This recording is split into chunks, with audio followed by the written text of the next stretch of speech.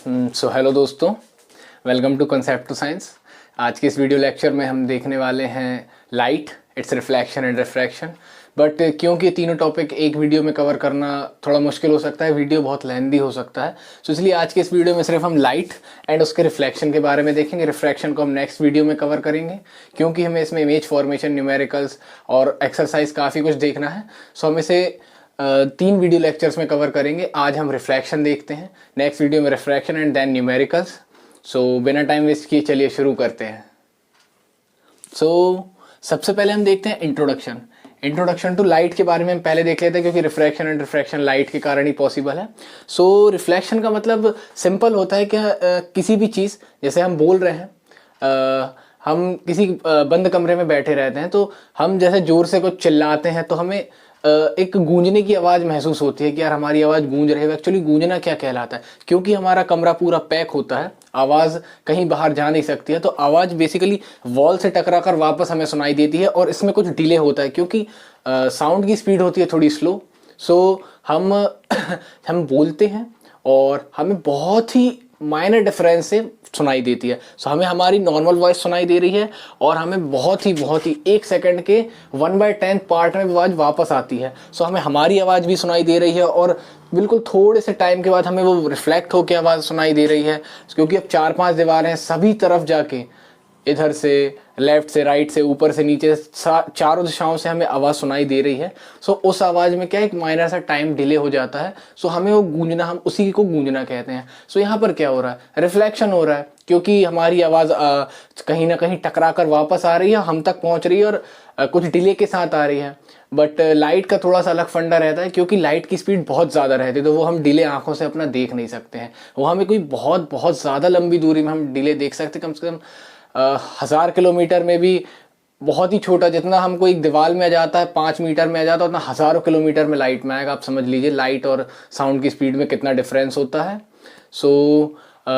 यहाँ से हमने साउंड के रिफ्लेक्शन के बारे में देखा। साउंड का रिफ्लेक्शन क्या होता है, कुछ भी चीज़ टकरा कर वापस आना। ये तो हमने साउंड का देख लिया। एक एग्जाम्पल और है, हम कैच खेलते हैं बॉल से, हम बॉल दीवार में मारते हैं, बॉल वापस आती है, वो भी रिफ्लेक्शन है क्योंकि हमने किसी चीज़ को एक पर्टिकुलर डायरेक्शन में फेंका और वो वापस आई, या किसी पर्टिकुलर डायरेक्शन में गई और वापस आई, तो क्या रिफ्लेक्शन हुआ है। लाइट, साउंड, बॉल, ये हमने सभी रिफ्लेक्शन देख लिए। बट अभी हमने एक प्लेन सरफेस की बात करी क्योंकि हम वॉल को एज्यूम कर रहे थे। वॉल क्या रहती है, प्लेन सरफेस, तो इसमें चांसेस बहुत ज़्यादा हैं। जैसे हम बॉल से कैच खेलें तो हम अगर वॉल पे मारेंगे, वॉल पे मारेंगे तो वो डायरेक्ट हमारे हाथ में वापस आएगी क्योंकि वो प्लेन सरफेस है। बट क्या हो यदि रफ सरफेस हो, रफ बोले तो जैसे कि गिट्टी पड़ी रहती है, पत्थर वगैरह रहते हैं, अनइवन सरफेस रहती है। यदि हम उस पर बॉल मारेंगे, जैसे मान लीजिए फर्श है, अनइवन है, हम यदि उस पर भी बॉल गिराएंगे बॉल की डायरेक्शन पर्टिकुलर वैसी नहीं रहेगी कि हमने यहाँ से बॉल छोड़ी और सीधे ऊपर आ जाए। बट प्लेन सरफेस में, फर्श में क्या होता है, हम बॉल ऐसा मारते हैं, बॉल सीधे हमारे उछक के हाथ में आती है। बट अनइवन सरफेस यदि होगा बॉल पत्थरों पर गिरेगी और वो किसी भी डायरेक्शन में चली जाएगी। मान के चलिए कुछ इस टाइप का सरफेस है, पत्थर पड़े हुए हैं यहाँ पे, अब यहाँ पर बॉल गिरेगी तो चांसेस बहुत हैं यहाँ चली जाए या इस साइड डायरेक्शन में कुछ चेंज हो जाए। इस टाइप से अनइवन सरफेस में जो रिफ्लेक्शन होगा वो प्रॉपर नहीं होगा। मगर यहाँ पर हमें ये जानना ज़रूरी है कि रिफ्लेक्शन होता ज़रूर है, बट क्योंकि सरफेस अनइवन है इस कारण रिफ्लेक्शन पर्टिकुलर डायरेक्शन में नहीं होता है। हमें समझ में नहीं आता है कि उसकी डायरेक्शन क्या है, बट रिफ्लेक्शन होता है। इसका मतलब ये है कि जैसे कि अभी हमने वॉल का एग्जांपल लिया, यदि मान के चले हमने एक पेड़ का लिया, अब क्योंकि पेड़ की जो लकड़ी रहती है या उसके ऊपर की जो सरफेस रहती है लकड़ी के ऊपर की, तो वहाँ पर सरफेस प्लेन नहीं है। वहाँ पर यदि हम बोलेंगे तो वो कर्व भी है, उस कारण ये होगा कि हम बोलेंगे, हमारी डायरेक्शन डिस्ट्रीब्यूट हो जाए, हमारी जो वॉइस है वो डिस्ट्रीब्यूट हो जाएगी, पूरी हमारे पास रिफ्लेक्ट होकर वापस नहीं आएगी और हमें वैसा साउंड का गूंजना सुनाई नहीं देगा। बट क्या हो यदि हम उस पर लाइट मारें, क्या हमें लाइट रिफ्लेक्ट होकर आएगी? वैसे तो आप कहेंगे कि वॉल से भी लाइट रिफ्लेक्ट नहीं होती, बट वॉल से काफ़ी रिफ्लेक्शन होता है, माइनर रिफ्लेक्शन होता है बट होता है। इसलिए हम अपने घरों में कलर कितना ध्यान देते हैं कुछ लोग, बाकी नॉर्मली हम वाइट इसलिए करते हैं, लोगों को मालूम नहीं होता है वाइट क्यों किया जाता है, क्योंकि यदि हम वाइट कलर अपने घरों में करते हैं तो वाइट कलर रिफ्लेक्ट अच्छा करता है, बहुत ही हमें कम लाइट में भी एक अच्छा फील आता है। बट यदि हम कमरे का कलर डार्क कर दें तो हमें बहुत ज़्यादा लाइट लगेगा उस कमरे को मतलब प्रकाशित करने के लिए। हम जो कह सकते हैं कि अगर हमें छोटे बल्ब में भी हमें अगर अच्छी लाइट चाहिए है तो उस कमरे का यदि कलर लाइट होगा सो हमें एक अच्छी लाइट मिलेगी, बट यदि वो डार्क कलर होगा तो हमें थोड़ी ज़्यादा लाइट लगेगी उतनी ही रोशनी पाने के लिए। सो यहाँ पर थोड़ा सा कलर से भी फ़र्क पड़ता है। सो यदि हम लाइट मान के चलिए हमने ये लाइट की रे है वो हमने किसी लकड़ी पर मारी या पेड़ पर मारी, अब क्योंकि वो सरफेस अनइवन है सो वो लाइट भी डिस्ट्रीब्यूट हो जाएगी, वो हमारे पास वापस नहीं आएगी, बहुत ही माइनर सा पोर्शन वापस आएगा पर वो हम नेकेड आई से ऑब्जर्व नहीं कर पाएंगे। बट यहाँ इसका मतलब ये नहीं है कि लाइट का रिफ्लेक्शन हो नहीं रहा है, लाइट का रिफ्लेक्शन होगा ज़रूर, बट क्योंकि वो रैंडम डायरेक्शंस में होगा हम नहीं समझ पाएंगे किस डायरेक्शन में हो रहा है, और हम यही समझेंगे कि रिफ्लेक्शन नहीं हो रहा है, बट होता है। कितनी ही अनइवन सरफेस क्यों ना हो रिफ्लेक्शन होता ही है। तो यहाँ पर हमने थोड़ा सा रिफ्लेक्शन के बारे में देखा। अब हम देख लेते हैं फेनोमेना ऑफ विज़न, कि फेनोमेना ऑफ विज़न हमें चीज़ें दिखती क्यों हैं। नॉर्मली जिन्हें इसकी जानकारी नहीं होगी कि हम देख कैसे पाते हैं, अब उनसे पूछेंगे तो शायद उनका कहना ये हो कि हमारी आंखों से कोई रेडिएशन निकल रही हैं जो चीज़ों को ऑब्जर्व कर रही है। कि जैसे हमने इस साइड देखा, यहाँ पर ये बल्ब लगा हुआ है, यहाँ पर मैं सामने देख रहा हूँ कैमरा लगा हुआ है, सो हमारी आंखों से कोई रेडिएशन निकल रही है जो ऑब्जर्व कर रही है, बट ऐसा नहीं होता है। विजन का फंडा बिल्कुल ही अलग रहता है, मैं आपको थोड़ा डिटेल में समझाता हूँ। सो जब हम चीज़ों को देखते हैं तो जो फेनोमेना होता है वो ये होता है कि किसी भी लाइट सोर्स से लाइट आती है, उस ऑब्जेक्ट पर फॉल करती है और फिर उस ऑब्जेक्ट से रिफ्लेक्ट होती है। वो ऑब्जेक्ट कैसा भी हो, वो स्मूथ सरफेस वाला हो, वो रफ सरफेस वाला हो, हमें रिफ्लेक्शन होगा और हमारी आंखों में इमेज बनेगी ही। चाहे वो किसी प्लेन सरफेस कोई अच्छा बॉक्स हो, जैसे मोबाइल हो, मोबाइल की यदि स्क्रीन कितनी स्मूथ रहती है उसमें रिफ्लेक्शन भी होता है। सो चाहे वो स्क्रीन भी हमें उतनी ही क्लियर दिखेगी जितना कि एक पत्थर दिखेगा आंखों से, क्योंकि लाइट उस पत्थर पर पड़ के हमारी आंखों में रिफ्लेक्ट हो रही है। हमें पत्थर भी उतना ही क्लियर दिखाई देगा और हमें मोबाइल की स्क्रीन भी उतनी ही क्लियर दिखाई देगी, क्योंकि रिफ्लेक्शन हो रहा है और लाइट जो है वो रिफ्लेक्ट होकर हमारी आंखों की रेटिना पर एक इमेज बना रही है। सो एक छोटी सी डिटेल और बताता हूँ आपको कि क्या होता है कि जो सनलाइट है या जो कोई भी लाइट है जो बल्ब से निकल रही है ये हमें वाइट क्यों दिखाई देती है, क्योंकि एक्चुअली वाइट कोई लाइट नहीं होती है।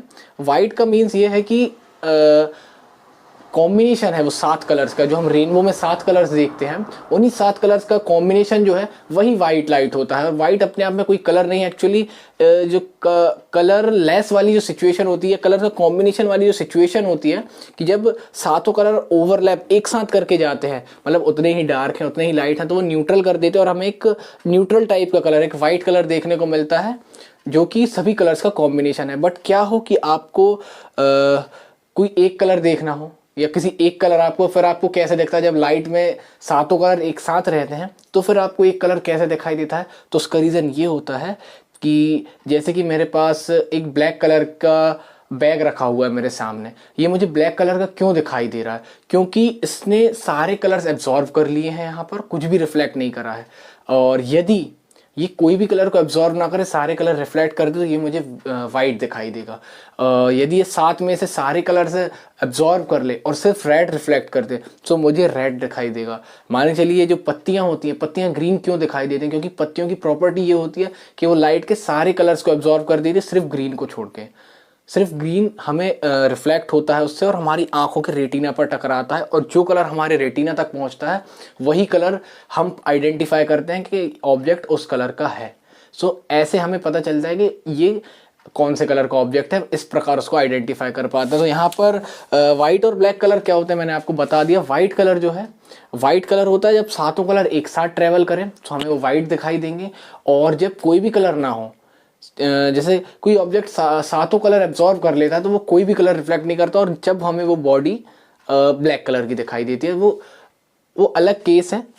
वाइट कलर और ब्लैक कलर ये एक्चुअली कलर्स नहीं है, कलर सिर्फ 3 होते हैं मेन कलर, प्राइमरी कलर जो होते हैं रेड ग्रीन ब्लू, जिनके कारण इमेजेस वगैरह बनती हैं। काफ़ी डिटेल टॉपिक है, हम देखेंगे कभी इसके बारे में भी। सो अभी हमने देख लिया कि लाइट क्या है, थोड़ा सा हमने रिफ्लेक्शन का इंट्रोडक्शन देख लिया, फेनोमेना ऑफ विज़न देख लिया। हाँ, ये डायग्राम और आपको एक्सप्लेन कर देता हूँ मैं। ये डायग्राम में देखिए सिंपलर, ये विजन की जो प्रॉपर्टी मैंने आपको बताई, सन या यहाँ पर हम कोई भी से लाइट सोर्स अज्यूम कर सकते हैं, कोई बल्ब ले सकते हैं या कुछ भी ले सकते हैं हम। सो यहाँ से लाइट आई, एरो बना देता हूँ मैं, ये लाइट की डायरेक्शन ये है, ऑब्जेक्ट पे फॉल करी लाइट। अब ये कोई भी ऑब्जेक्ट है, जैसे मैं पत्तियों का एग्जांपल दिया आपको। सो पत्तियों में क्या इसने सारे कलर एब्जॉर्ब कर लिए, सिर्फ ग्रीन इसने रिफ्लेक्ट कर दिया। सो जो ग्रीन रिफ्लेक्ट हुआ वो हमारी आंखों पर स्ट्राइक करा और रेटिना पर इमेज बन गई हमारी, और हमें वो ऑब्जेक्ट ग्रीन दिखाई दिया। सो ये सिंपल रिफ्लेक्शन है, ये सिंपल रिफ्लेक्शन है। एक मल्टीपल रिफ्लेक्शन भी होता है क्योंकि लाइट किसी और की है, बट किसी और के थ्रू रिफ्लेक्शन हो रहा है, रिफ्लेक्शन हो रहा है, 2-3 बार रिफ्लेक्शन हो रहा है, और हमें अल्टीमेटली पता नहीं चल रहा है कि लाइट आ कहाँ से रहा है, क्योंकि लाइट किसी और का है और हमें कोई और चीज़ दिख रही है। जैसे कि मैं आपको बता रहा हूँ, पत्तियाँ हमें दिख रही हैं सनलाइट के कारण। क्या अंधेरे में पत्तियाँ दिखाई देंगी? नहीं देंगी, क्योंकि कोई लाइट ही नहीं है वहाँ पर। जब कोई लाइट ही नहीं होगा तो हमें ब्लैक कलर दिखाई देगा। ब्लैक कलर इसीलिए दिखाई देता है क्योंकि वहाँ पर, जैसे हम अभी बल्ब बंद कर दूँ, मैं सारे इस कमरे को एकदम अंधेरा कर दूँ यहाँ पर, तो हमें कुछ ना मुझे आप देख पाएंगे ना मैं इस कैमरे को देख पाऊंगा, कुछ भी नहीं दिखाई देगा, क्योंकि ना कोई ऑब्जेक्ट कोई कलर रिलीज करे, मतलब कोई अब्जॉर्ब करेगा, ना कोई कलर रिफ्लेक्ट करेगा। और इस कारण से मेरे रेटिना पर कोई भी इमेज नहीं बनेगी, ना आपके रेटिना पर कोई इमेज बनेगी। सो यहाँ पर हमें कुछ भी दिखाई नहीं देगा, एकदम सारा कुछ ब्लैक हो जाएगा, और वही कलरलेस वाली सिचुएशन हो जाती है। ब्लैक कलर जो हमें ब्लैक दिखाई देता है वो कलरलेस वाली सिचुएशंस है, और जो वाइट दिखाई देता है वो कॉम्बिनेशन, सारे कलर एक साथ वहाँ पर प्रेजेंट है, इसलिए वो वाइट दिखाई देता है।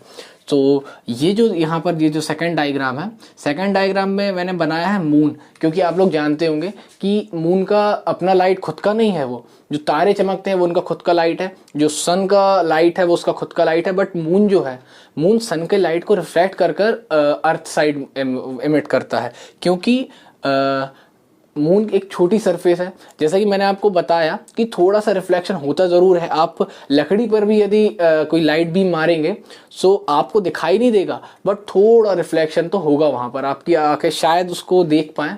कभी आपने कोई हल्की टॉर्च मारेंगे तो आपको दिखाई नहीं देगा, बट कोई बड़ा लाइट सोर्स यदि रहेगा सो आपको वुड में भी कुछ ना कुछ रिफ्लेक्शन देखने को मिलेगा कि यार इसमें कुछ हो रहा है, मतलब कुछ लाइट सोर्स इसमें दिख रहा है कि जो हमें लाइट वापस कर रहा है वुड। सो मान के चलिए आप अनइवन सरफेस है, उसमें 5% आपको कम से कम रिफ्लेक्शन देखने को मिल ही जाएगा ऑन एन एवरेज है। मतलब मैं कोई पर्टिकुलर अमाउंट नहीं बता रहा हूँ, एक्चुअल अमाउंट मुझे नहीं मालूम है, बट हम एज्यूम कर लेते हैं कि हमें 5% करीब लाइट तो हमें रिटर्न देखने को मिल जाता है। जितना मैं अभी भी इतना धीरे बोल रहा थी, मैं बहुत जोर से बोल रहा हूँ इस कमरे में, सो मुझे एक इको महसूस होगा, एक गूंजना सुनाई देगा। बट इसका मतलब ये नहीं है कि मैं धीरे बोल रहा हूँ तो इस कमरे में गूंजना नहीं है, बहुत माइनर सा है, बहुत ध्यान देंगे तो हमें वो भी समझ में आएगा। सो गूंज अभी भी रही है आवाज़, पर थोड़ी थोड़ी गूंज रही है क्योंकि मैं धीरे बोल रहा हूँ। सो थोड़ा बहुत होता है, और वही यहाँ पर हो रहा है क्योंकि सन एक बहुत ही हैवी बॉडी है, बहुत हैवी बॉडी है, बट कंपैरेटिवली मून बहुत छोटी सरफेस है, उससे सन के कंपैरिजन में बहुत छोटा सरफेस है। सो यदि यहाँ से 100 लाइट आ रहा है सो ऑब्वियसली ये 4-5% तो रिफ्लेक्ट कर ही सकता है। सो वही 4-5% लाइट है जिसके कारण हम मून को देख पाते हैं। वाइट लाइट हमें जो देखने को मिलता है वो मून का लाइट नहीं है, और वही लाइट कई बार जैसे रात का टाइम, हमें दिन में तो कुछ भी चीज़ें सन के लाइट के कारण दिख जाती हैं कि क्योंकि उन पर सन का लाइट पड़ा, पर हमें रात को भी देखने मिलती हैं क्योंकि मून का लाइट पड़ रहा है। बट इसका मतलब ये नहीं कि हम लाइट सोर्स मून को एज्यूम करेंगे, कर लेते हैं हम नॉर्मल केसेस में, बट एक्चुअली वो लाइट सन का ही है। सन का लाइट आया मून पे, मून से रिफ्लेक्ट होकर उस ऑब्जेक्ट पर आया, और उस ऑब्जेक्ट से रिफ्लेक्ट होकर मेरी आंखों में इमेज बनी। सो तब जाके मुझे वो चीज़ दिखाई दे रही है, तब जाके मुझे विजन हो रहा है कि यहाँ पर ये ऑब्जेक्ट रखा हुआ है, ये किस कलर का, उसकी प्रॉपर्टीज़ मुझे समझ में आ रही। तो ये 2 डायग्राम हमने देखे। अब हम देख लेते हैं लाइट सोर्स के बारे में। एक्चुअली हमें पहले देख लेना चाहिए था लाइट सोर्स। मैंने आपको मून के बारे में बता दिया, सन के बारे में बता दिया। लाइट सोर्स 2 प्रकार के होते हैं। Luminous light source, luminous light source का मतलब आप समझ रहे होंगे जिनका खुद का लाइट होता है, जैसे कि सन का लाइट खुद का है, वो खुद एमिट कर रहा है। स्टार्स का लाइट खुद का है, ये लाइट सोर्स जो बल्ब वगैरह लगे हुए इनका लाइट खुद का, ये खुद एमिट कर रहे हैं। बट क्या मून का लाइट खुद का है? नहीं, वो सन के लाइट को ही रिफ्लेक्ट करता है, और उसके कारण ही हमें मून विजिबल हो रहा है। क्योंकि सन का लाइट है इसी कारण हमें मून विजिबल हो रहा है। इस पर गौर करिएगा, क्योंकि यदि सन का लाइट ना होता, मून अपनी पोजीशन से कहीं और होता तो सन का लाइट जो इस प्रकार से आया है, मून साइड जा रहा है जो लाइट, यहाँ पर मून ना होता, सो ये जो रे होती, लाइट बीम जो होती, ये सीधी आगे निकल जाती। मून यहाँ पर होता तो उस पर लाइट पड़ती नहीं और इसी कारण हमें मून दिखाई भी नहीं देता। पर क्योंकि रिफ्लेक्शन हो रहा है इसलिए हमें चीज़ें दिखाई देती हैं। सो ये एक ऑब्जेक्टिव में क्वेश्चन पूछा जा सकता है कि हमें चीज़ें दिखाई क्यों देती हैं, क्योंकि रिफ्लेक्शन हो रहा है वहाँ पर। जैसे कि मान के चलिए कोई ल्यूमिनस लाइट सोर्स है जैसे कि सन या कोई बल्ब, उसकी लाइट रेडिएशंस जो हैं वो किसी ऑब्जेक्ट पर पड़ी और फिर वो रिफ्लेक्ट होकर मेरी आंखों में आई, तब जाके मुझे विजन क्लियर हुआ। रिफ्लेक्शन ना होता तो मुझे कुछ भी दिखाई नहीं देता। और जो दूसरे लाइट सोर्स होते हैं वो होते हैं नॉन ल्यूमिनस। ये सारे ऑब्जेक्ट जो हैं जिनकी खुद की लाइट नहीं है वो नॉन ल्यूमिनस सोर्सेज हैं, जैसे कि मून हो गया, ऑब्जेक्ट हो गया, इनका खुद का लाइट नहीं है बट फिर भी रिफ्लेक्ट कर रहे हैं, दूसरे का लाइट रिफ्लेक्ट कर रहे हैं, इसलिए ये नॉन ल्यूमिनस सोर्स कहलाते हैं। बट लाइट रिफ्लेक्ट कर रहे हैं इसलिए हम इनको सोर्स तो मानेंगे, पर इनका खुद का लाइट होगा तो हम इन्हें ल्यूमिनस सोर्स बोलेंगे, और यदि दूसरे का लाइट रिफ्लेक्ट करेंगे ये तो नॉन ल्यूमिनस लाइट सोर्स कहलाएंगे। सो यहाँ पर हमने इंट्रोडक्शन देखा, विजन का फेनोमेना देख लिया, टाइप्स ऑफ लाइट सोर्स देखे, इनडायरेक्ट और मल्टीपल रिफ्लेक्शन देखा हमने। ये तो डायरेक्ट रिफ्लेक्शन था, फर्स्ट डायग्राम जो मैंने आपको बताया। ये जो सेकंड डायग्राम है ये इनडायरेक्ट रिफ्लेक्शन है, क्योंकि यहाँ पर 2-3 बार हमें देखने को मिल गया रिफ्लेक्शन, मल्टीपल टाइम्स देखने को मिल गया रिफ्लेक्शन। और इनडायरेक्ट है क्योंकि हम मून के थ्रू समझ रहे हैं बट एक्चुअली वो सन का है। अगर सन के थ्रू होता ये डायरेक्ट है, बट ये इनडायरेक्ट हो रहा है क्योंकि हम तो मून का लाइट अज्यूम कर रहे हैं कि हमको रात में कोई चीज़ दिखाई दे रही है। रात को मान के लिए लाइट गोल है और फिर भी हमें ऑब्जेक्ट विजिबल है, तो वो मून ही रीज़न हो सकता है उसका, क्योंकि मून का लाइट आ रहा है। तो ये हमने इनडायरेक्ट और मल्टीपल रिफ्लेक्शन के बारे में देख लिया। वाइट और ब्लैक कलर क्या होते हैं उसके बारे में देख लिया। मैंने आपको स्पीड के बारे में भी थोड़ा सा बता दिया था कि लाइट की स्पीड बहुत ज़्यादा होती है, 3 × 10⁸ मीटर पर सेकेंड, बहुत बड़ा अमाउंट होता है। और साउंड की स्पीड बहुत स्लो होती है, इसलिए हमको इको सुनाई देता है, गूंजना सुनाई देता है आवाज़ का, स्पीड के कारण ही होता है। आप दिवाली में देखते होंगे फटाके वगैरह हम चलाते हैं, आसमान में कुछ बिखरते हैं फटाके। सो आपसे थोड़ी दूर भी होंगे तो आपको आवाज़ दिखाई बहुत पहले दे जाएंगे बट 1-2 सेकंड बाद आपको आवाज़ सुनाई देगी। सो वो डिफरेंस आप एज्यूम कर सकते हैं वहाँ पे कि लाइट दिख तुरंत रही है, बिल्कुल भी डिफरेंस नहीं दिखेगा आपको, बिल्कुल भी डिफरेंस नहीं दिखेगा। बट जो साउंड है, साउंड में 1-2 सेकंड का डिले आ सकता है। तो लाइट और साउंड की स्पीड में बहुत फ़र्क है। प्रॉपर्टीज़ कुछ मैच करती हैं बट क्योंकि लाइट इलेक्ट्रोमैग्नेटिक रेडिएशन है तो उनकी स्पीड का कोई कंपैरिजन नहीं है साउंड से। साउंड की स्पीड उसके कंपैरिजन में बहुत स्लो होती है। सो ये सारी चीज़ें हमने देख ली हैं। अब हम आगे बढ़ते हैं, आगे देखते हैं। अब हम देख लेते हैं रिफ्लेक्शन के कुछ लॉज कि जो रिफ्लेक्शन होता है लाइट का वो कौन कौन से लॉज को फॉलो करता है। बिल्कुल ही सिंपल है, ये 2 छोटे छोटे एकदम सिंपल लॉज होते हैं रिफ्लेक्शन के। इस डायग्राम के थ्रू हम समझेंगे, बट क्योंकि इस डायग्राम में सबसे पहले ये कोई एक्सप्लेन नहीं करता है, मैं आपको बता दूं, ये एक पॉलिश सरफेस रहती है। ये कोई भी सरफेस नहीं है एक्चुअली, जैसे कि आप कोई रफ सरफेस समझ लें, ये एक पॉलिश सरफेस है। क्योंकि पॉलिश सरफेस में सारे पार्टिकल्स स्मूथली अरेंज रहते हैं, ये एक सिस्टमैटिक वे में रिफ्लेक्शन होता है यहाँ पर। तो हम यहाँ पर एक पॉलिश सरफेस लेते हैं इस डायग्राम के थ्रू, जिसमें हम समझेंगे रिफ्लेक्शन के लॉज, उसमें हमें पॉलिश सरफेस ही ली गई है पहली चीज़। फिर यहाँ पर हम देख लेते हैं कि ये फर्स्ट रे जो आ रही है इसे हम इंसिडेंट रे बोलते हैं, जो रे रिफ्लेक्ट होकर जा रही है उसे हम रिफ्रैक्टेड रे बोलते हैं, और इनके बीच में एक परपेंडिकुलर होता है जिसे हम नॉर्मल बोलते हैं, जिसके थ्रू हम ये चीज़ों की एंगल मेज़र करते हैं। यहाँ पर जो एंगल बनता है, जो इंसिडेंट रे है, नॉर्मल से जो एंगल बनाते हैं उसे हम आई से डिनोट करते हैं, उसे हम कहते हैं एंगल ऑफ इंसिडेंस। ये एंगल ऑफ इंसिडेंस है, और ये आर जो है ये है एंगल ऑफ रिफ्लेक्शन। यहाँ पर आर से हम एंगल ऑफ रिफ्लेक्शन डिनोट कर रहे हैं। ये रे आई पॉइंट पर लाई करी या किसी ऑब्जेक्ट पर लाई करी और रिफ्लेक्ट होकर कहीं पर भी इमेज बना दी, जहाँ पर भी इमेज हमारी आंखों में जैसे हम बना रहे हैं इमेज। ये हमारा इमेज बन गई रेटिना पर।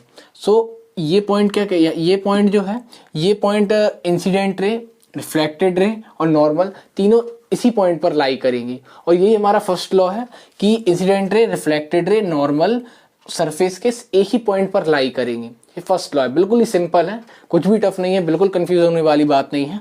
और जो सेकंड लॉ है, सेकंड लॉ ये कहता है कि जो एंगल है, जो इंसिडेंट रे, जो रिफ्लेक्टेड रे, जो एंगल बनाएंगी इस नॉर्मल के साथ, वो एंगल इक्वल रहेगा, वो एंगल बिल्कुल ही इक्वल रहेगा। जहां पर जो आई देख रहे हैं ना आप, सिंपल फंडा है इस रूल का, ये वाले लॉ का, कि angle of incidence equal to angle of reflection, एकदम सिंपल, कुछ भी इसमें कंफ्यूज होने वाली बात नहीं है ना। तो अब हम, जैसे मैंने आपको एग्जांपल बताया था कि सनलाइट आई, सनलाइट लीफ पर फॉल करी और ग्रीन कलर रिफ्लेक्ट होकर हमारी आंखों में इमेज बनी। सो उसी एग्जांपल से यदि हम समझें तो ये है लाइट सोर्स, कोई भी बल्ब या कोई भी सनलाइट एज्यूम कर लेते हैं, ये ऑब्जेक्ट पर फॉल करी, रिफ्लेक्ट होकर गई। बट पहले हम बहुत ही सिंपल वे में समझ रहे थे, और यहाँ हम थोड़ा टेक्निकली समझें कि ये एंगल वगैरह का भी फंडा रहता है इसमें, एकदम ही सिंपल नहीं है कि लाइट आई और रिफ्लेक्ट करके हमारी आंखों में इमेज बन गई, कुछ भी इसमें रूल नहीं लग रहा है, ऐसा नहीं है। यहाँ पर एंगल रहेगा और ये पॉइंट भी रहेगा, ये सब समझ में आएगा हमें पढ़ने के बाद। अभी हम आगे इमेज फॉर्मेशन और डिटेल में देखेंगे, मिरर्स के टाइप देखेंगे, बट अभी हम पहले इमेजेस देख लेते हैं, इमेजेस एंड मिरर के टाइप्स देख लेते हैं। सो इमेजेस के 4 प्रकार होते हैं। यहाँ पर फर्स्ट टाइप की जो इमेज होती है वो होती है रियल इमेज। रियल इमेज का मतलब क्या है? रियल इमेज मतलब है वो इमेज जिसे हम स्क्रीन पर ऑब्टेन कर सकते हैं, जिसे हम स्क्रीन पर ऑब्टेन कर सकते हैं, सिंपल प्रोजेक्टर हो या कोई भी फोटोग्राफिक फिल्म हो, कहीं पर भी हम कर सकते हैं। और जो सेकंड वर्चुअल इमेज है, वर्चुअल इमेज का फंडा ये रहता है कि हम इसे इमेज पर स्क्रीन या प्रोजेक्टर पर कहीं पे भी ऑब्टेन नहीं कर सकते। ये मेन डिफरेंस होता है रियल और वर्चुअल इमेज में, और आपको यही दोनों इमेज आगे देखने को मिलेंगी जब हम आगे इमेज फॉर्मेशन देखेंगे मिरर और लेंस के थ्रू, हमें यही दोनों इमेज के बारे में देखने को मिलेगा। उसके बाद आ जाती है इन्वर्टेड और इरेक्ट। इन्वर्टेड का मतलब जैसे आपको समझ में ही आ रहा है, इन्वर्ट का मतलब होता है उल्टा, मतलब इन्वर्टेड का मतलब जैसे ये ऑब्जेक्ट ये सीधा रखा हुआ है, सो इन्वर्टेड इमेज ये कहलाएगी। सेम साइज तो अब खैर मिरर पर डिपेंड करती है कि मिरर कैसा है, बट जो ऑब्जेक्ट रहेगा वो पूरा इन्वर्ट हो जाएगा, मतलब जो ऊपर का हिस्सा है वो नीचे आ जाएगा, जो नीचे का हिस्सा है ऊपर चला जाएगा। मतलब अब ये आपने ऑब्जेक्ट रखा और आपको ये इमेज मिल रही है, सो ये इन्वर्टेड इमेज कहलाती है। इरेक्ट मतलब सीधी, इरेक्ट मतलब सिंपल, जैसा आप देख रहे हैं इसकी ये ऑब्जेक्ट है, इसकी सेम टू सेम इमेज यहाँ पर मिल जाए, एकदम सेम प्रॉपर्टीज रहे उसकी, या जो भी प्रॉपर्टीज में चेंज होगा वो मिरर के अकॉर्डिंग रहेगा। सो ये हमने लॉज ऑफ रिफ्लेक्शन देख ली है, ये हमने चारों प्रकार की इमेज समझ ली। अब हम समझते हैं मिरर। मिरर क्या होते हैं? मिरर आपको मैं डायग्राम के थ्रू एक्सप्लेन करता हूँ। चलिए प्लेन मिरर तो मैं आपको ऐसा ही बता देता हूँ। प्लेन मिरर क्या होता है?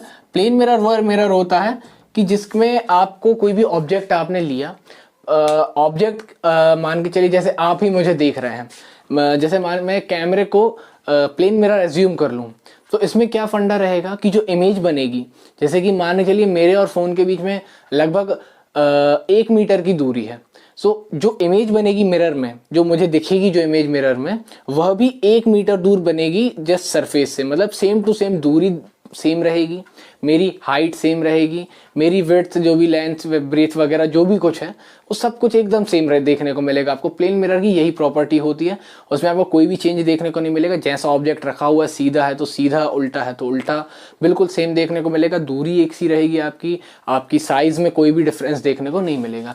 प्लेन मिरर बिल्कुल सिंपल होते हैं, जो हम अपने घर में यूज़ करते हैं वो सारे प्लेन मिरर हैं। उसके बाद आ जाते हैं स्फेरिकल मिरर। स्फेरिकल मिरर मैं आपको डायग्राम के थ्रू एक्सप्लेन करता हूँ, क्योंकि इनकी अलग अलग प्रॉपर्टीज़ होती हैं, इनके अलग अलग यूज़ होते हैं, ये सिंपल प्लेन मिरर नहीं होते हैं। इनके बारे में आपको डायग्राम के थ्रू एक्सप्लेन करता हूँ। सो मिरर के टाइप देखने के पहले हम एज्यूम कर लेते हैं ये एक सर्कल है। आप अभी ये सारी चीज़ें भूल जाइए, ये स्ट्रेट लाइन भूल जाइए, ये 2 चीज़ें लिखी हुई हैं ये भूल जाइए, ये डैश जो लगे हुए ये सब भूल जाइए। आप सिर्फ एज्यूम करिए कि एक सर्कल है। सर्कल हम किस चीज़ से बनाते हैं? हमें एक चाहिए होता है सेंटर, और हमें चाहिए होती है उसकी रेडियस।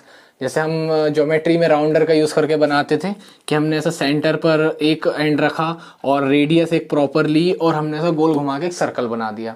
सो ये वैसा ही एक सर्कल एज्यूम कर लीजिए, ठीक है। तो ये क्या कहला गया? उसका सेंटर। और ये आर क्या होगी? उसकी रेडियस। यहाँ पर ये जो लाइन मैंने खींची है 2, अब इनके बीच का हिस्सा भूल जाइए आप, ये हिस्सा आपको समझिए नहीं दिखाई दे रहा है। एक हिस्सा आपको ये दिखाई दे रहा है, एक हिस्सा ये दिखाई दे रहा है। तो ये जो दोनों सरफेस आपको दिखाई दे रही हैं ये दोनों मिरर की सरफेसेस हैं, क्योंकि जो मिरर होते हैं ना, मिरर की सरफेसेस इसी टाइप की रहती हैं। जैसे ये जो मिरर है ये बाहर साइड निकला हुआ है, जैसे कि आप देखेंगे मेरे, जैसे कि आपको ये दिख रहा है मेरा हाथ, ये प्लेन मिरर है, पर यदि मैं इसको इस टाइप से कर दूं, ऐसा मतलब इस टाइप से बेंड कर दूं इसको, सो ये इस टाइप की फॉर्म में आ जाएगा और ये कहलाएगा कॉन्वेक्स मिरर। ये कहलाएगा आपका कॉन्वेक्स मिरर, कॉन्वेक्स मिरर। और वहीं पे यदि अभी मैंने इस हाथ को बाहर किया था, अब यदि इस हाथ को मैं ऐसा कर लूं अंदर, इस टाइप से कर लूं ऐसा, तो ये एक दूसरा फॉर्म बन जाता है। ये कहलाता है कॉनकेव मिरर, कॉनकेव मिरर। ये दोनों ही दो प्रकार के स्फेरिकल मिरर हैं। फर्स्ट टाइप मैंने आपको बताया था प्लेन मिरर का, और दूसरा जो टाइप होता है स्फेरिकल, जो कि स्फेयर का कोई पार्ट होता है, जो कि स्फेयर एक हमने ड्रॉ करा, जैसे हमने ये एक स्फेयर ड्रॉ किया है, इसके जो पार्ट हैं, इस एक स्फेयर के जो दो अलग अलग पार्ट हैं, इन्हें ही हम स्फेरिकल मिरर्स बोलते हैं। स्फेरिकल मिरर दो टाइप के होते हैं, पहला होता है कॉनकेव मिरर, दूसरा होता है कॉन्वेक्स मिरर। हमें दोनों का ही इमेज फॉर्मेशन पढ़ना है, लेकिन इमेज फॉर्मेशन पढ़ने के पहले हमें थोड़ी सी इसकी टर्म्स जाननी होंगी। यहाँ पर जैसे कि मैंने आपको सेंटर ऑफ कर्वेचर तो बता दिया क्या होता है, मैंने आपको सिर्फ सेंटर बताया है। अब हमने जो स्फीयर ड्रॉ किया है, इसे कर्वेचर मान लेते हैं, कर्वेचर, स्फीयर को कर्वेचर बोलते हैं। सो ये जो कहला गया, ये कहला गया सेंटर ऑफ कर्वेचर, ठीक है। ये क्या कहला गई, ये कहला गई रेडियस ऑफ कर्वेचर। अब इसके अलावा हमें दो तीन टर्म्स और यूज करते हैं हम यहाँ पर। सो यदि ये अभी आर में यहाँ से मिटा दे रहा हूँ, ये रेडियस है, ये हमें मालूम है। यदि हम इस रेडियस को हाफ कर दें, तो यहाँ पर हम इस टर्म, इसे बोलते हैं फोकल लेंथ, इसे हम बोलते हैं फोकल लेंथ। फोकल लेंथ क्या होती है मैं आपको बताता हूँ। ये जो डिस्टेंस है, जिस रेडियस से हमने इसको ड्रॉ किया है, किसी कर्व को या किसी कर्वेचर को या किसी स्फीयर को, उस रेडियस का हाफ कर देंगे तो वो कहलाएगा फोकल लेंथ। इसको सिंपली निकालना बहुत ईजी है। यदि आपको रेडियस मालूम है तो आप फोकल लेंथ इजीली निकाल सकते हैं। इसका सिंपल सा फंडा रहता है 2f, ये है radius of curvature and focal length के बीच का रिलेशन। ये आपको दोनों मिरर में निकालना पड़ेगा। दोनों मिरर में ये r is equal to 2f ही होगा, चाहे आप कॉन्वेक्स मिरर की बात करें, चाहे आप कॉनकेव मिरर की बात करें। सो ये जो मैंने आपको बताया, ये पोर्शन है ये वाला कॉन्वेक्स मिरर, और ये जो पीछे वाला पोर्शन दिखा है वो है कॉनकेव मिरर। मैंने आपको दोनों मिरर एक्सप्लेन कर दिए और इनकी जो टर्म है वो एक्सप्लेन कर दी। अभी हम यहाँ पर जैसे कि मान के चलिए ये जो पॉइंट आया, जैसे इस रे को हम आगे बढ़ा दें, इसे हम ऐसा आगे बढ़ा दें, सो ये यहाँ पर आकर टकराई, तो ये जो रेडियस है जिस पॉइंट पर मिरर से मीट करती है, तो ये पॉइंट कहलाता है पोल है ना। यहाँ पर ये पॉइंट पोल है, यहाँ पर ये पॉइंट पोल है। पोल का मतलब होता है कि जो रेडियस है, या ये एक्चुअली रेडियस, ये एक लाइन एज्यूम कर रहे हैं हम। ऐसा नहीं कि रेडियस सिर्फ उस कर्व तक ही सीमित रहेगी, बाहर भी हो सकती है, ऐसी भी हो सकती है ये। सो इसका मतलब ये नहीं है, क्योंकि लाइट तो किसी मिरर पर इन्फिनिटी से आ रही है ना। ये सर्कल तो मैं सिर्फ आपको बता रहा हूँ, आपको ये तो भूल ही जाना है। अब आप इसको भूल जाइए कि ये कुछ मैंने बताया है आपको, ठीक है। अब आपको सिर्फ मिरर याद रखना है कि एक ये मैंने कॉन्वेक्स मिरर बताया, ये कॉनकेव मिरर बताया। अब लाइट कितनी भी दूर से आ सकती है, इसमें कोई लिमिट नहीं है कि आप सोचेंगे सर्कल से ही आ रही है। सो जितनी भी दूर से आएगी, जब भी वो मिरर से जिस पॉइंट पर टकराएगी, वो पॉइंट हमारा कहलाएगा पोल। और इस मिरर को यदि ये, क्योंकि स्फेरिकल मिरर है, इस मिरर को जब हम कंप्लीट करेंगे, कंप्लीट करना नहीं है बट हम एज्यूम करते हैं कि इसे हम जब कंप्लीट करेंगे तो हम एक प्रॉपर रेडियस लेकर ही कंप्लीट करेंगे, क्योंकि इतना बना हुआ है, इतना हमको कंप्लीट करने के लिए एक रेडियस लगेगी, और वही रेडियस कहलाती है रेडियस ऑफ कर्वेचर। और उस रेडियस ऑफ कर्वेचर को हाफ कर दे तो हमें फोकल लेंथ मिल जाती है, और ये हो जाता है सेंटर ऑफ कर्वेचर, जहां से रख के हम उस रेडियस के थ्रू स्फीयर ड्रॉ करते हैं। सो हमने पूरी टर्म्स देख ली हैं, हमने टाइप्स ऑफ मिरर देख लिए हैं। अब हम देखते हैं इनके through image formation. Image formation बहुत इंपॉर्टेंट है, क्योंकि ये आपको डायरेक्टली भी आ सकता है क्वेश्चन, कि आपसे पूछ लिया जाए कि थर्ड केस एक्सप्लेन करो। इसमें 6 केस होते हैं कॉनकेव में, 2 केसेस होते हैं कॉन्वेक्स में, और इनकी टेबल भी आ सकती है आपको कि यहाँ पर इस पोजीशन पर ऑब्जेक्ट रखा हुआ है, इमेज कहाँ बनेगी। यहाँ पर जैसे कि मैं आपको इस डायग्राम के थ्रू बता देता हूँ। ये हमने बता दिया आपको पोल होता है। अब हम ये एज्यूम कर लेते हैं कि यहाँ ये है R, सो ऑब्वियसली F यहाँ पर हो जाएगा, यहाँ पर हो जाएगा। और अब लाइट कहीं से भी आ सकती है, ये हो गया जैसे मान लीजिए यहाँ से लाइट आ रही है, या ऑब्जेक्ट, मतलब ऑब्जेक्ट रखा हुआ है। लाइट मतलब ऐसा नहीं है कि लाइट ही हम मिरर में टॉर्च ही मार रहे हैं, ऐसा नहीं है।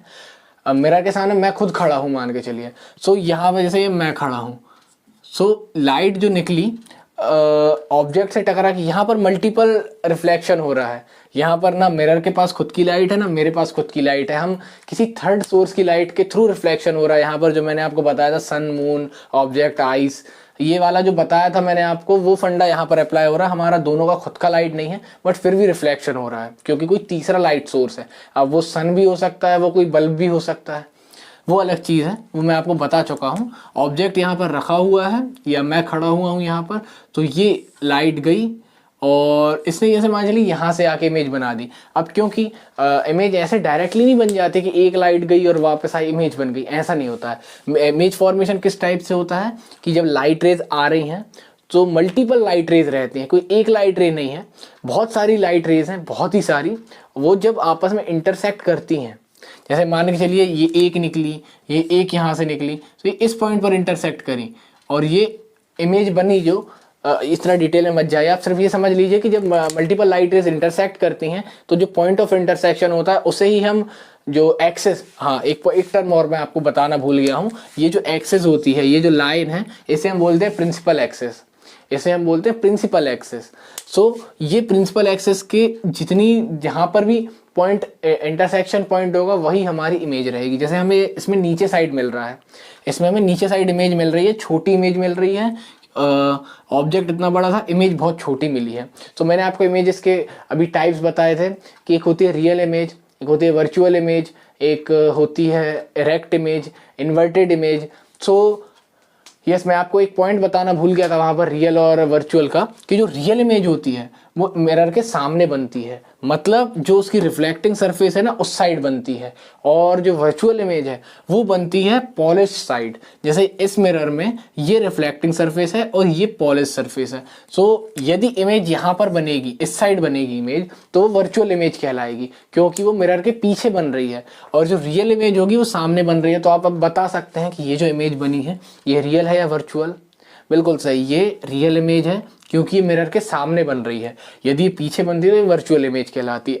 और अब दूसरी बात कर रहे हैं हम, ये सीधी है या उल्टी है, मतलब ये इरेक्ट है या इन्वर्टेड है। तो यहाँ पर आपको क्लियर देखने को मिल रहा है कि ये जो इमेज बनी है ये छोटी बनी है, उल्टी बनी है। उल्टी का मतलब है ये इन्वर्टेड इमेज बनी हुई है, और क्योंकि ये छोटी है तो इसे हम यहाँ पर एक टर्म से डिनोट करेंगे कि इमेज यदि छोटी बनेगी तो हम उसे बोलेंगे डिमिनिस्ड। डिमिनिस्ड मतलब छोटी इमेज है। अब क्योंकि यहाँ पर हम देख रहे हैं कि इमेज बनी है रियल, इन्वर्टेड एंड डिमिनिस्ड, छोटी इमेज बनी है, और यहीं पे ये बड़ी बन रही है यदि इमेज, तो हम इसे बोलेंगे मैग्नीफाइड इमेज मिल रही है हमें, हम मैग्नीफाइड इमेज मिल रही है। तो ये दो टर्म्स और यूज होंगी यहाँ पर, real image, virtual image, inverted image, erect image, diminished. ये दोनों एक्चुअली साइज के बारे में, इमेज की प्रॉपर्टी नहीं, प्रॉपर्टी या साइज भी एक प्रॉपर्टी है, बट चलिए आप 6 टाइप्स की इमेज मान लीजिए, ये सिर्फ साइज को डिनोट कर रहा है कि इमेज छोटी मिल रही है या बड़ी मिल रही है। सो ये हमने मिरर्स के टाइप्स देख लिए, उनकी टर्म्स देख ली, और हमने इमेजेस के बारे में और डिटेल में देख लिया कि इमेज कैसी बनती है। अब चलिए अब अपना इमेज फॉर्मेशन देखते हैं, जो कि इस चैप्टर का मिरर्स में तो मेन पोर्शन है। फिर हमें लेंस, अभी इसके बाद हमें रिफ्रैक्शन जब देखेंगे तो हमें रिफ्रैक्शन के अंदर लेंस में भी ये सब देखने को मिलेगा, क्योंकि लेंस के थ्रू भी हम इमेज बनाएंगे। लेंस का केस अलग होता है क्योंकि लेंस में रेज, क्योंकि एक साइड का पोर्शन पॉलिश नहीं होता, यदि हम इस साइड का पॉलिश हटा देंगे इसमें, सो जो लाइट रे आ रही है वो पार हो जाएगी इससे, और वही हमारा लेंस होता है। लेंस का बिल्कुल अलग कॉन्सेप्ट, मैं अभी आपको कंफ्यूज नहीं करता हूँ। अब हम इसके आगे इमेज फॉर्मेशन देखते हैं। सो अब हम देखते हैं कॉनकेव मिरर से जो इमेज फॉर्म होती है आफ्टर रिफ्लेक्शन, वो वैसे 6 इमेजेस फॉर्म होती हैं। पहले हम 4 इमेजेस देखते हैं। ये डायग्राम है, first, second, third, fourth, 2 diagram हम इसके बाद देखेंगे।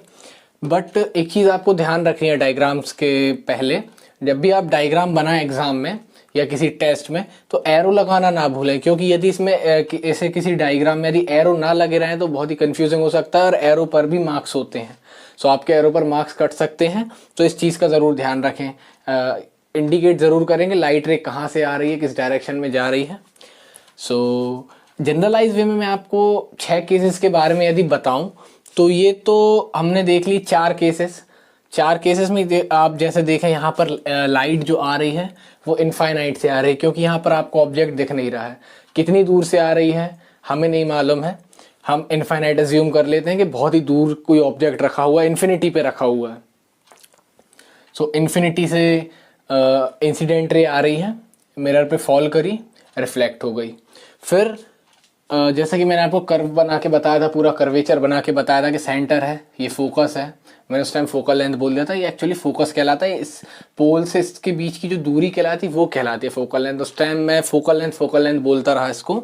ये पॉइंट जो है वो कहलाता है फोकस, और ये पॉइंट जो कहलाता है सेंटर ऑफ कर्वेचर कहलाता है। और हम ये सारी दूरियां जो हैं ये पोल से मेज़र करते हैं। पोल से लेके फोकस तक की दूरी कहलाती है फोकल लेंथ, और पोल से लेके सेंटर तक की दूरी कहलाती है रेडियस ऑफ कर्वेचर। ठीक है, यहाँ इन्फिनिटी से आ रही थी। अब हमारी सबसे पहली जो नोन टर्म होती है वो होती है सेंटर ऑफ कर्वेचर। तो हमने इनफाइनाइट से आया, ठीक है। इनफाइनाइट मतलब बहुत दूर, हमें नहीं मालूम है कहाँ है, मतलब बहुत दूर से मतलब ऐसा नहीं कि बहुत ही ज़्यादा दूर। हम ऐसा है कि जो मिरर का जो कर्व बन रहा है, कर्व की जो रेडियस सेंटर ऑफ कर्वेचर है उससे काफ़ी दूर है। बट जो सेकंड केस है उसमें हम कर्व के सेंटर के पास में ले लेते हैं। मतलब एक जनरलाइज वे में आपको बताऊं, ऑब्जेक्ट जो है वो मिरर के पास आता जाएगा। जैसे कि माने चलिए ये ऑब्जेक्ट है और इधर इमेज बन रही है, फिर ऑब्जेक्ट आगे आया, यहाँ आ गई इमेज, फिर ऑब्जेक्ट और आगे आया, यहाँ आ गई इमेज। इस डायग्राम में आप देखेंगे ऑब्जेक्ट पास आया, इमेज पीछे हो गई। फोर्थ डायग्राम में ऑब्जेक्ट और आगे मिरर के पास गया, इमेज और पीछे हो गई इधर पे। लेकिन इसमें ऐसा होता है कि ऑब्जेक्ट जितना पास जाता जाएगा इमेज की साइज उतनी बड़ी होती जाएगी। सबसे पहले जो आप देखेंगे ऑब्जेक्ट इनफाइनाइट पे था, इमेज बन रही थी point size. Second case, object centre of curvature के पास में आया, फोकल यहाँ पे इमेज बनी, थोड़ी सी छोटी बनी, ठीक है। मतलब पॉइंट साइज से थोड़ी बड़ी हुई, ऑब्जेक्ट पास आया, इमेज बड़ी हुई। यहाँ पर ऑब्जेक्ट और पास आया सेंटर ऑफ कर्वेचर पे, इमेज ऑब्जेक्ट के बराबर हो गई।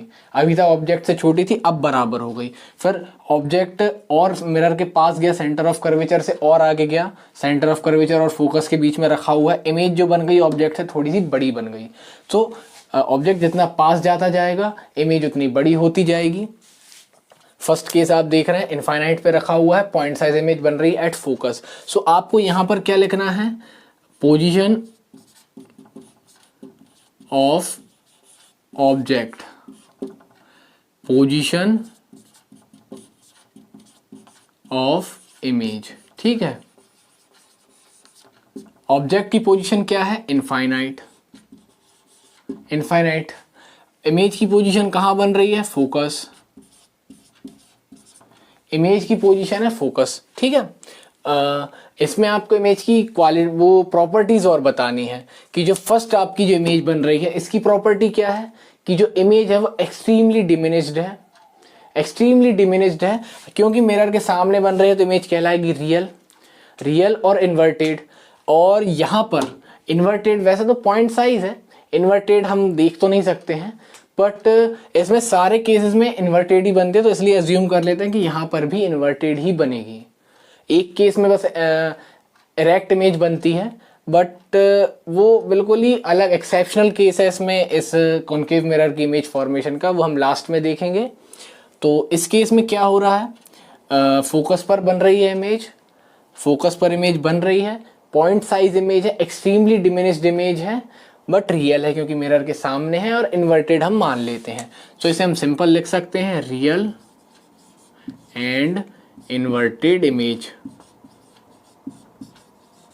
या डिमिनिश्ड भी लिख सकते हैं क्योंकि ये बहुत ज़्यादा डिमिनिश्ड है। सो हम इसे लिख देते हैं एक्सट्रीमली डिमिनिश्ड। एक्सट्रीमली डिमिनिश्ड है, रियल एंड इन्वर्टेड है, ठीक है। तो ये हम पूरा इमेज बनाने के बाद इतना पूरा बताना रहेगा। इसी प्रकार इसमें देख लेते हैं पोजीशन ऑफ ऑब्जेक्ट क्या कहलाएगा। इधर पे पोजीशन क्या है ऑब्जेक्ट की, बिहाइंड सेंटर ऑफ कर्वेचर, थोड़ा सा पीछे रखी हुई है, मिरर से टकराए, रिफ्लेक्ट होके फोकस पर इंटरसेक्ट कर रहे हैं।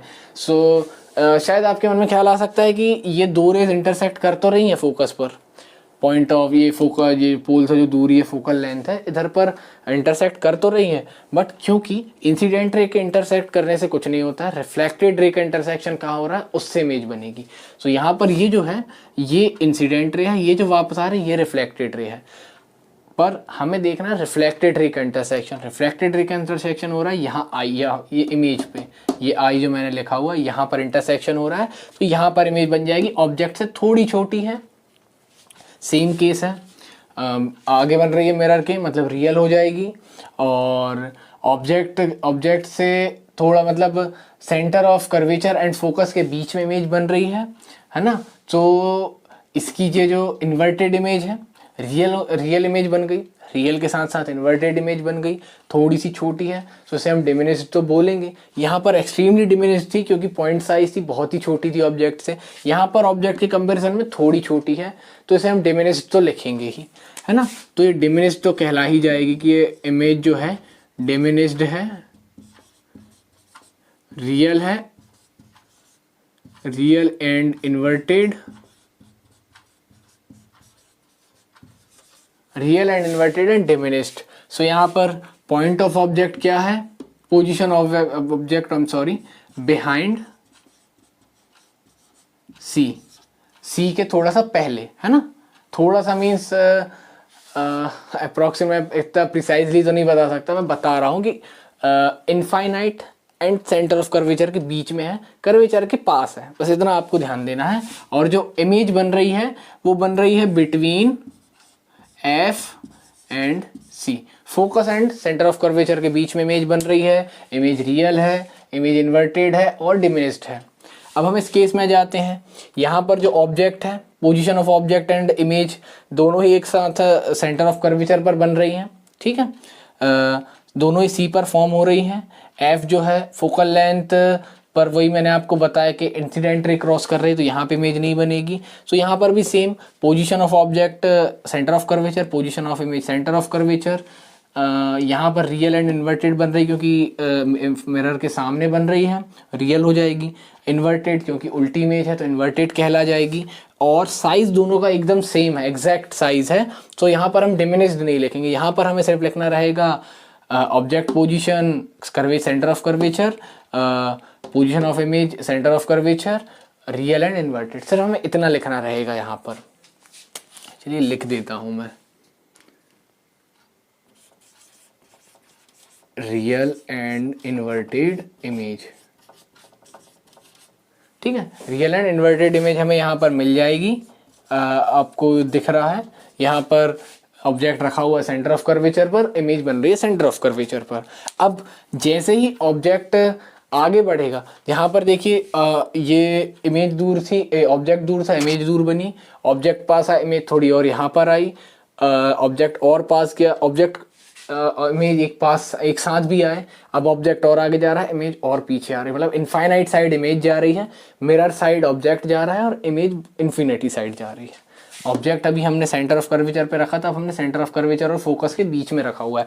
डायग्राम उतना एक्यूरेट नहीं बना है, बट जब आप कॉपी पेन में मेजर करके बनाएंगे तो आपका एक्यूरेट बनेगा डायग्राम। सेंटर ऑफ कर्वेचर और फोकस के बीच में हमने ऑब्जेक्ट रखा है, रिफ्लेक्ट होकर जो इमेज बन रही है वो बिहाइंड सेंटर ऑफ कर्वेचर बन रही है, सी के थोड़ा सा पहले बन रही है इमेज, ठीक है। तो यहाँ पर भी साइज थोड़ा सा बड़ा होता जाएगा, मैंने आपको बताया जिस इमेज की साइज बड़ी होती जाएगी जैसे जैसे ऑब्जेक्ट पास में जाएगा। ये हम अपने डेली लाइफ में भी देखते हैं, मिरर से जितना दूर रहते हैं हमें उतना कम पोर्शन दिखता है, हम जितना पास जाते हैं हम उतने बड़े दिखने लगते हैं। तो ऐसा आप एज्यूम कर सकते हैं कि वही यहाँ पर भी प्रोसीजर फॉलो हो रहा है। ऑब्जेक्ट पास गया मिरर के, इमेज दूर आई, इमेज बड़ी हो गई।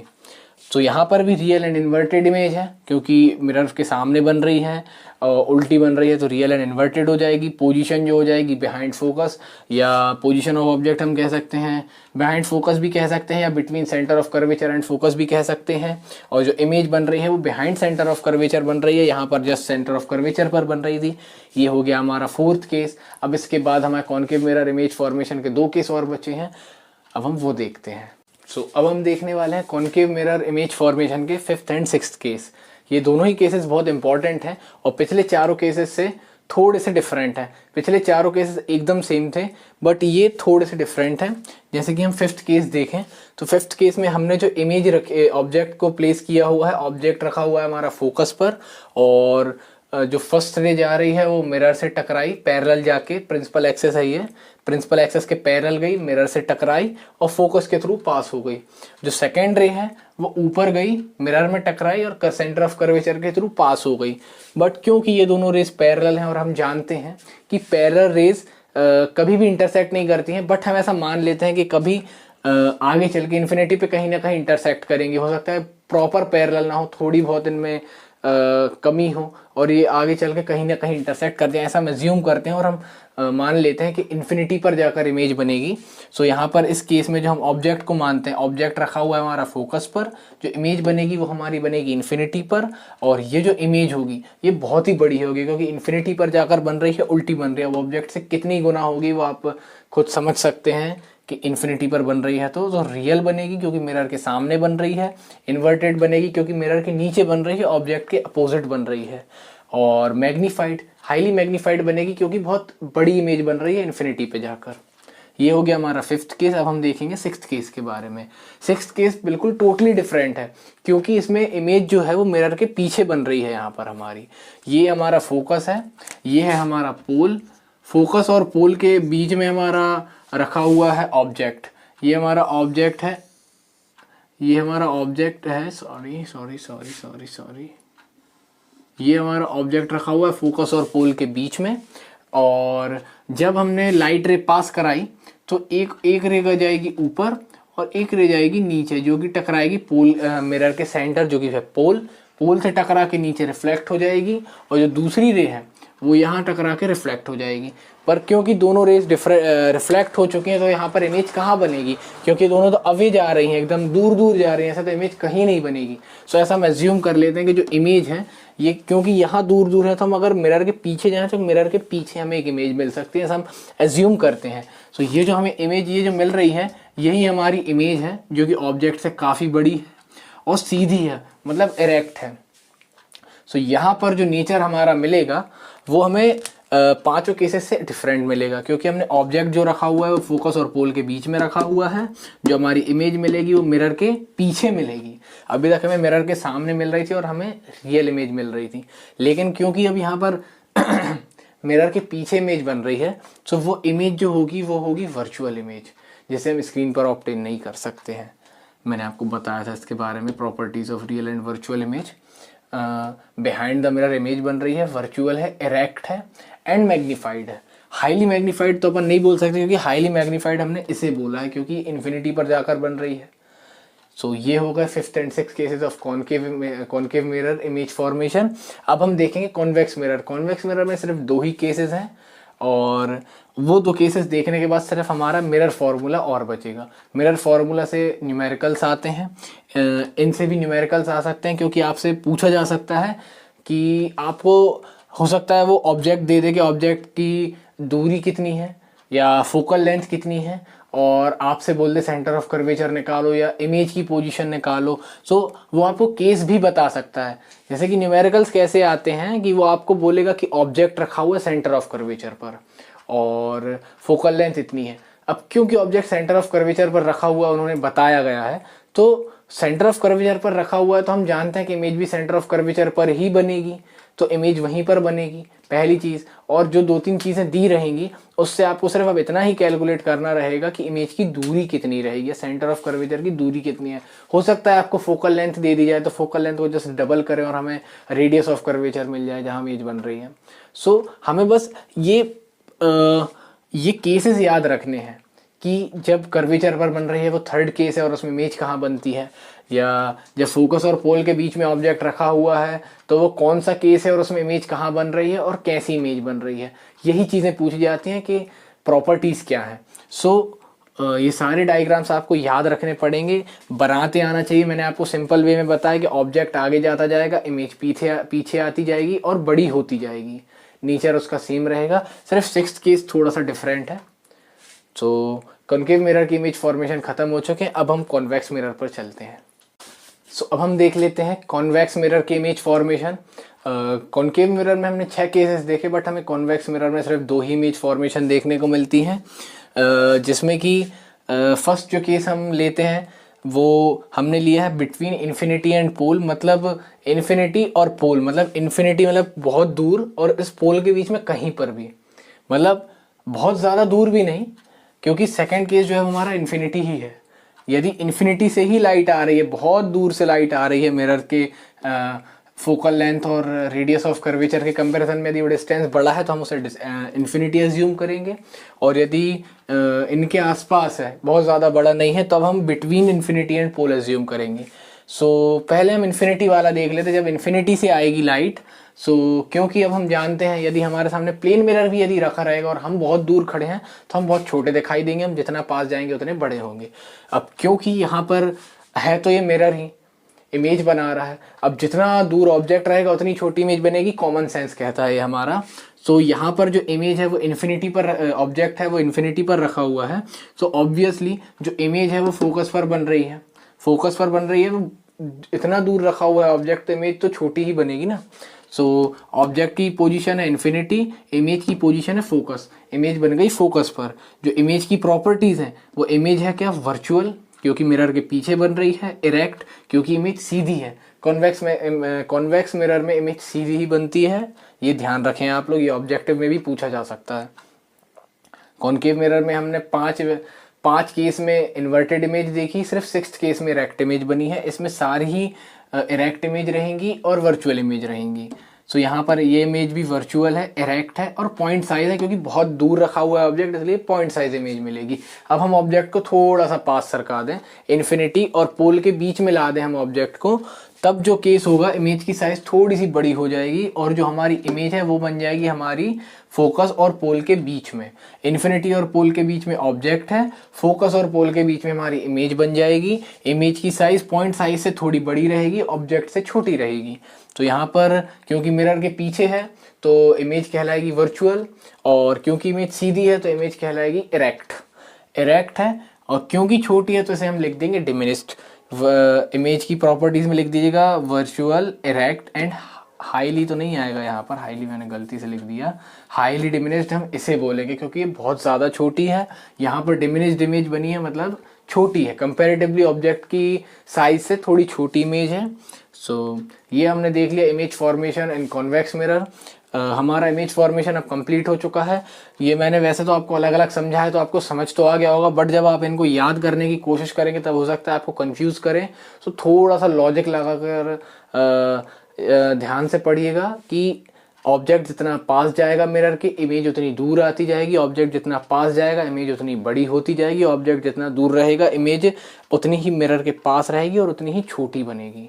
ये कुछ पॉइंट्स आप याद रखिएगा, और एरो बनाना बिल्कुल मत भूलिएगा किसी भी डायग्राम में, चाहे आप न्यूमेरिकल करें चाहे आप इमेज फॉर्मेशन करें, कुछ भी करें, डायग्राम में एरो ज़रूर लगाएं। यहाँ पर हमारा इमेज फॉर्मेशन हो चुका है ख़त्म। अब हम देखते हैं मिरर फॉर्मूला। अब हम डिस्कस करने वाले हैं मिरर फॉर्मूला। अभी तक के हमने भी जो भी टॉपिक्स देखे उनमें one of the most important topic है मिरर फार्मूला, क्योंकि आप अभी इस चैप्टर का पहला फार्मूला देख रहे हैं, आगे आपको रिफ्रैक्शन में और भी फार्मूले देखने को मिलेंगे, बट मिरर से रिलेटेड ये इकलौता ही फार्मूला है। इसमें आपको ये बेसिकली एक रिलेशन है, फोकल लेंथ, ऑब्जेक्ट की दूरी पोल से और इमेज की दूरी पोल से। मैं आपको डायग्राम के थ्रू एक्सप्लेन करता हूँ। ये मान के चलिए ये हमारा मिरर है, कॉनकेव मिरर, ये हमारा ऑब्जेक्ट है, ये हमारी इमेज बन रही है, सेंटर ऑफ कर्वेचर वाला केस है, ये फोकस है, ये पोल है ना। ये जो दूरी कहलाएगी पोल से लेकर ये वाली, ये हो गई हमारी ऑब्जेक्ट की डिस्टेंस u, और ये होगा हमारा v जो कि इमेज का डिस्टेंस फ्रॉम पोल है ना। दोनों ही हम सभी डिस्टेंस जो है पोल से ही मेजर करते हैं, ये ध्यान रखिएगा। और ये हमारा फोकस है, ये कहलाएगी हमारी फोकल लेंथ, और ये सी तक का जो भी पोर्शन है ये हमारा कहलाएगा रेडियस ऑफ कर्वेचर। ठीक है, इसे हम आर से डिनोट करते हैं रेडियस ऑफ कर्वेचर को, एफ मतलब फोकल लेंथ, वी मतलब डिस्टेंस ऑफ इमेज, यू मतलब डिस्टेंस ऑफ ऑब्जेक्ट। ठीक है, ये सारी चीज़ें मैं आपको बता दिया हूँ क्या है, बट ये तो सिर्फ हमने नोटेशन दिया है कि यू क्या है, वी क्या है। बट यहाँ पर आपको एक चीज़ और ध्यान रखने वाली है कि जैसे मतलब साइन कन्वेंशन के नाम से आपकी बुक में आपको देखने को मिल जाएगा कि हमें साइन क्या लेने हैं। जब भी हम वैल्यूज़ यहाँ पुट करें, जैसे मान के चलिए आपको कोई न्यूमेरिकल दिया है, उसमें बोला है कि पोल से 20 सेंटीमीटर दूर ऑब्जेक्ट रखा है, सो आप क्या डायरेक्ट यहाँ पर u की जगह 20 पुट कर देंगे? नहीं, आपका क्वेश्चन टोटली रॉन्ग, शुरू से ही रॉन्ग हो जाएगा, क्योंकि साइन कन्वेंशन का मतलब यही है कि आपको मतलब यहाँ पर साइन क्या लेना है वही बताता है। आप एक इमेजिन करिए, मैथ्स में जब हम ग्राफ बनाते हैं तो हम जो फर्स्ट क्वाड्रेंट लेते हैं, ये प्लस वाली एक्सेस रहती है, ये प्लस वाली रहती है, ये माइनस वाली, ये माइनस वाली, ठीक है। सो आप ये जो मिरर है ना, इस मिरर की सरफेस को यही सेंटर वाली सरफेस एज्यूम करिए। ऐसा होता नहीं है, एज्यूम कर सकते हैं, दोनों ही मिरर में ये लागू होती है ना, ये इसमें कोई एक्सेप्शन नहीं है। ये मान के लिए ये हमारा है कॉन्वेक्स मिरर, ठीक है। कॉन्वेक्स मिरर को भी यदि हम इस एक्सेस, ये एक्सेस मान लें, ये वाली, इसमें भी ऐसा एक फंडा मान लें, तो यहाँ पर आप क्या देख रहे हैं कि मिरर के इस साइड वाला पोर्शन पूरा नेगेटिव कहलाएगा और मिरर के इस साइड वाला पोर्शन पूरा पॉजिटिव कहलाएगा। मतलब इस साइड तो हमारा ऑब्जेक्ट हमेशा इसी साइड रखा रहता है, ठीक है। आपने कॉनकेव के 6, कॉन्वेक्स के 2 केस देखे हैं, उसमें मिरर के लेफ्ट साइड ही हमने ऑब्जेक्ट को रखा है।